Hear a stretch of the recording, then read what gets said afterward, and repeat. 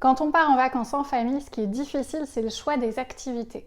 Chaque membre de la famille a envie de faire des choses différentes et ça finit par tourner à la négociation, voire au conflit.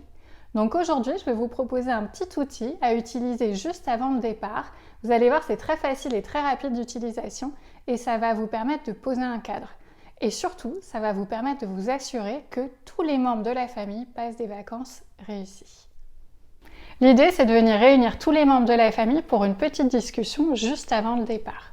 Et là, chacun va pouvoir s'exprimer et compléter la phrase « Les vacances seront réussies si ». Tout le monde donne son avis, que ce soit les parents comme les enfants. Donc il y en a qui peuvent dire par exemple « Les vacances seront réussies si je fais 1 heure de sport par jour » ou d'autres qui vont dire « Les vacances seront réussies si je me fais des nouveaux copains ». L'idée, c'est d'exprimer à chaque fois une seule chose. On ne fait pas de liste à l'après-vert. On se concentre sur ce qui est vraiment important pour chacun d'entre nous pour avoir des vacances réussies. Et il n'y a pas de jugement non plus. Pas de jugement, pas de moquerie. Là, c'est les parents qui vont être garants du cadre bienveillant de la discussion. Une fois que chacun s'est exprimé, que chacun a donné ses envies, on va prendre un engagement. Chaque membre de la famille va s'engager à tout mettre en œuvre pour que les autres membres de la famille puissent réussir leurs vacances. Par exemple, ok, le matin, je veux bien aller faire une visite sans râler parce que ça fait plaisir à maman et c'est important pour elle.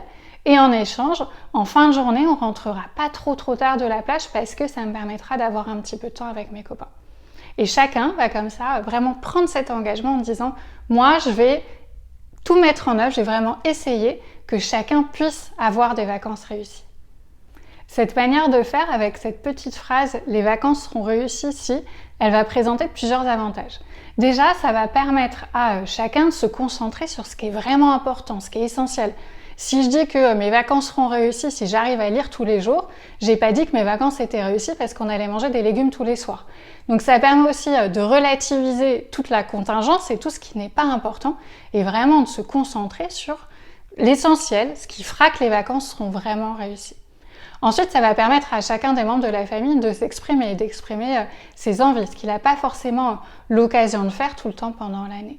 Et enfin, ça va venir créer de la solidarité au sein de la famille, parce qu'on va tous faire un effort collectivement pour que chacun des membres de la famille passe des bonnes vacances et passe des vacances réussies. Et ça, c'est hyper important. Et au final, le fait d'en discuter juste avant de partir, ça permet vraiment de poser un cadre et de venir déminer les conflits. On évite tous les matins de venir négocier pendant 3 heures pour déterminer ce qu'on va faire dans la journée. En fait, on en a déjà parlé, on sait déjà ce qui est important, donc on sait à peu près sur quoi on va aller et comment est-ce qu'on va organiser nos vacances. Et si à un moment donné, il y avait un petit dérapage parce que un des membres de la famille commençait à râler, il suffirait de lui rappeler l'engagement qu'il a pris avant de partir. Et en général, ça suffit et ça marche très bien. Et enfin, cette petite phrase « Les vacances seront réussies ici », on peut aussi l'utiliser un petit peu plus tôt au moment de l'organisation des vacances. Soit pour venir déterminer la destination, où est-ce qu'on va partir, soit si on sait déjà dans quelle région ou dans quel pays on va, pour venir définir quel est le programme ou l'itinéraire qu'on va suivre. Moi, je l'avais utilisé par exemple quand on était parti en Islande avec ma famille. Chacun avait exprimé quelles étaient ses envies et ce qui était important pour lui pour les vacances. On était tous d'accord sur la destination, mais il fallait qu'on établisse le programme et l'itinéraire. Et c'est là où on a utilisé cet outil-là.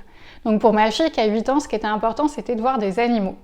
Pour mon mari, lui, il voulait garder un côté un peu estival, un peu balnéaire, en disant ça reste quand même des vacances d'été. Alors en Islande, on ne peut pas se baigner, c'est pas la peine, hein, les plages et la mer sont impraticables.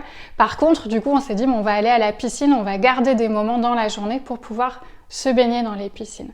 Et enfin, ce qui était important pour moi, c'était le fait de faire des randonnées sur des volcans. Et donc ça, on en a prévu aussi au programme. Et enfin, là où on était tous d'accord, tous les trois, c'était pour se dire on n'a pas envie de passer notre temps dans la voiture, on n'a pas envie de changer d'hôtel tous les jours, mais on a plutôt envie de prendre notre temps et de profiter à chaque fois de l'endroit où on est. Et donc, une fois qu'on a eu cette discussion-là, en fait, l'itinéraire, il était déjà quasiment fait. On a décidé de se concentrer sur le sud du pays pour pas faire trop de voitures et prendre notre temps. On a choisi des sorties pour aller voir les baleines, on a aussi allé voir les macareux pour ma fille. On avait à la fin de chaque journée, garder un peu de temps pour aller à la piscine et pouvoir se baigner, ce qui était hyper intéressant parce que la piscine et les bains, ça fait vraiment partie de la culture islandaise. Et donc c'était très chouette que mon mari propose ça parce que ça nous a vraiment permis de découvrir ce pan de la culture islandaise.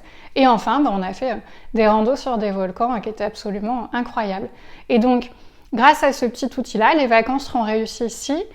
Chaque membre de la famille individuellement a passé des bonnes vacances, mais ça s'est aussi très bien passé collectivement. Personne n'a râlé alors que les conditions n'étaient pas toujours faciles, on a quand même beaucoup marché, le temps n'était pas toujours là et finalement tout le monde était content d'être là, tout le monde était content de faire non seulement ce qui lui faisait plaisir mais aussi de faire plaisir aux autres membres de la famille. Et ça a été hyper important dans la réussite des vacances.